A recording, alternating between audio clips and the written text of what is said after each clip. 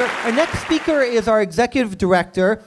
He teaches at Carleton University. He's got a PhD. He's been writing and thinking about cannabis since the 80s. I've worked with Craig for a while. This is a deep thinker and a powerful speaker.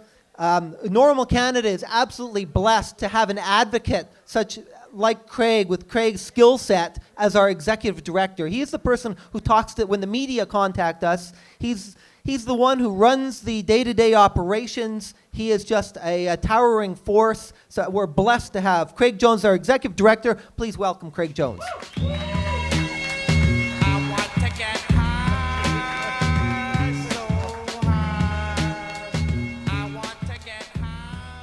Well, that's a very, very kind introduction. I'm going to immediately lower your expectations because I can't quite meet that.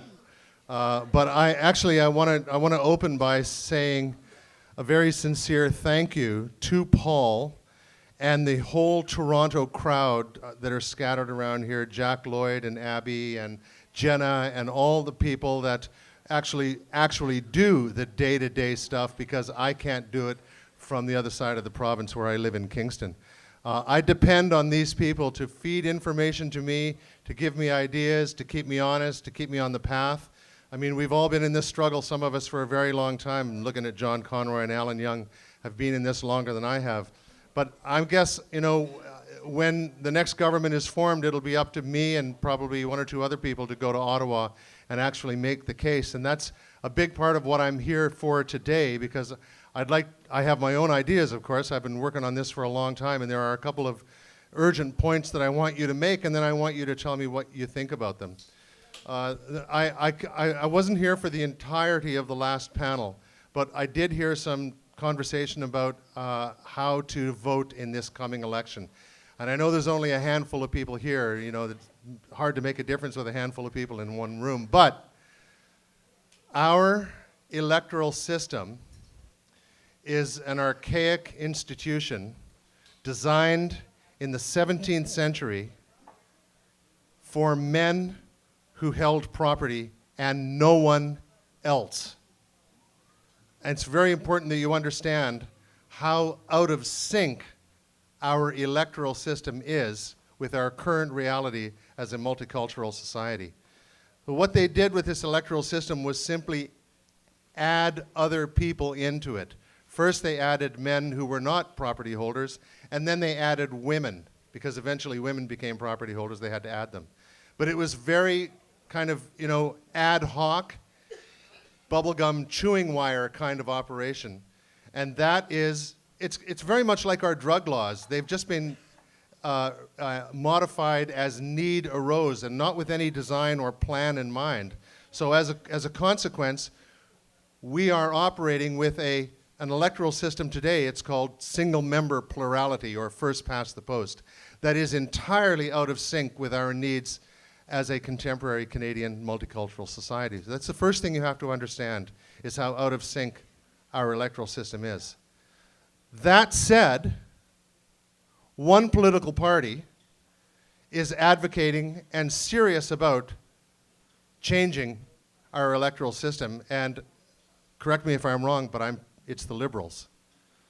So that would be a major advancement if we could hold their feet to the fire and get them to modernize our electoral system.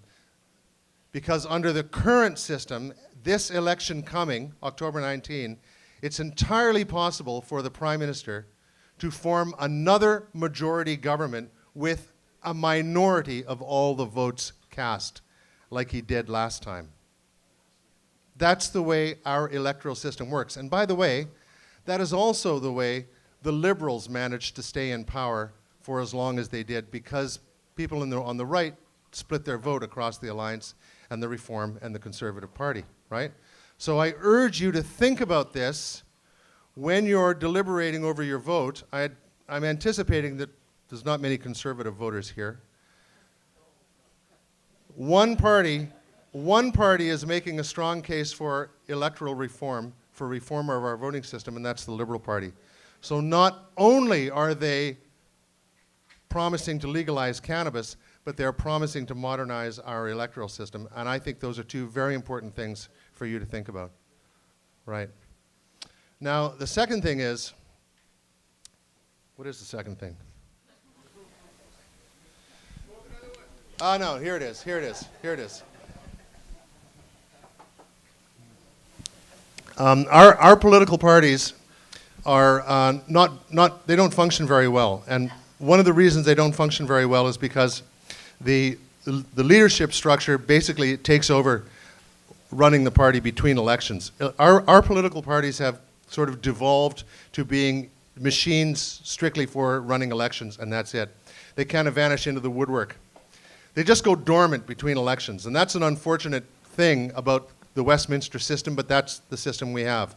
But it doesn't have to be that way, because ordinary people, like the people in this room, can run those parties from the grassroots if we take interest in them. So what I'm calling upon you to do between now and October 19th, if you can find a couple of hours a week to volunteer for the candidate of your choice, hopefully a candidate that is in favor of reform of our drug laws, that message gets through to the leadership. Just imagine if every Liberal Party candidate across the country had 2 or 3 people working in their office, talking to that candidate, going door to door, delivering flyers, answering phones and sending out phone messages on a daily basis, advocating for drug policy reform. Just imagine if that was in their face all the time. That message gets through to the leadership. So I'm encouraging you, I'm calling on you, if you can find a couple of hours a week to volunteer for the Liberal candidate in your riding.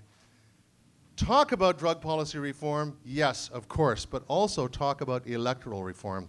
That's the kind of democratic reform that can re-energize the political parties and take them back to the people who actually matter, people on the street, us, in other words.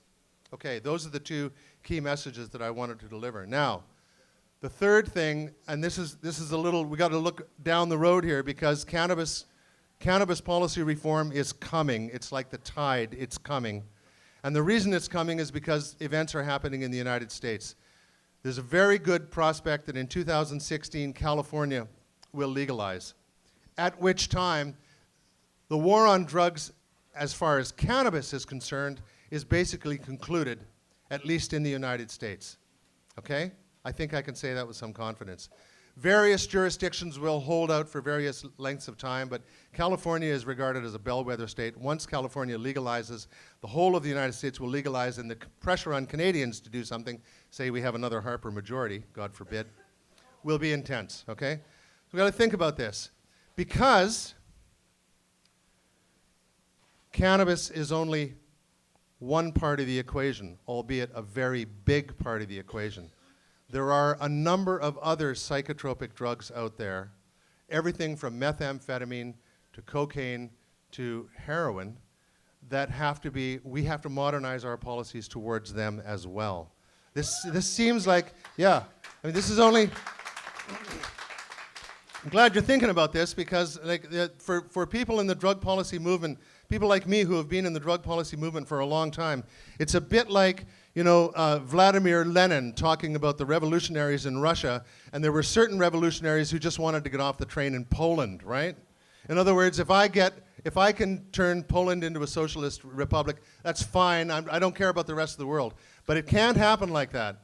That would be a very bad thing for drug policy reform. Not because drug policy reform would be rolled back and we would eventually lose cannabis. I don't think that's in the cards. But because we're the cutting edge, we're the camel's nose under the tent on a much larger problem, which is the whole domain of psychotropic drugs and our addiction to oppression generally. Addiction to oppression. Have you heard this term?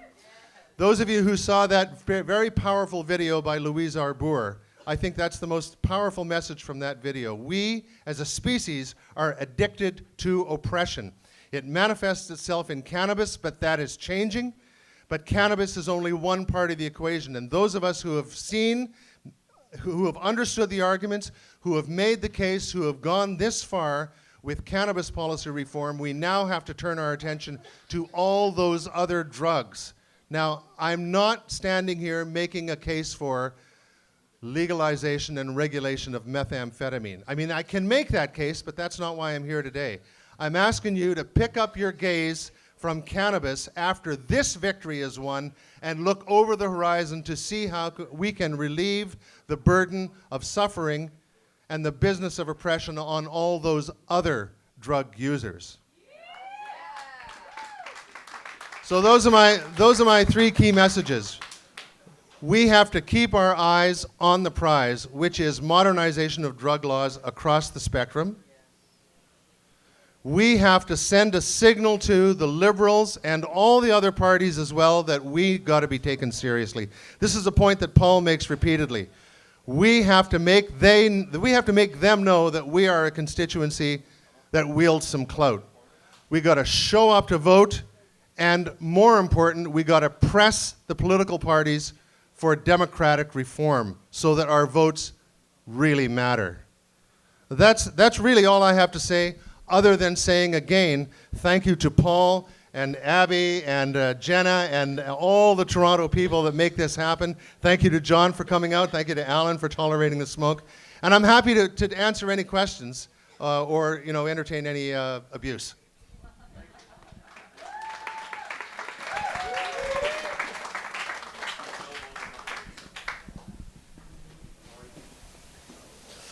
Thank you, Craig. Thank you very much. So the next speaker. We are at a historic time, and hopefully we can get all our friends and neighbors out there, and let's get rid of these guys. It's not just in cannabis area that they've done a lot of damage to Canada.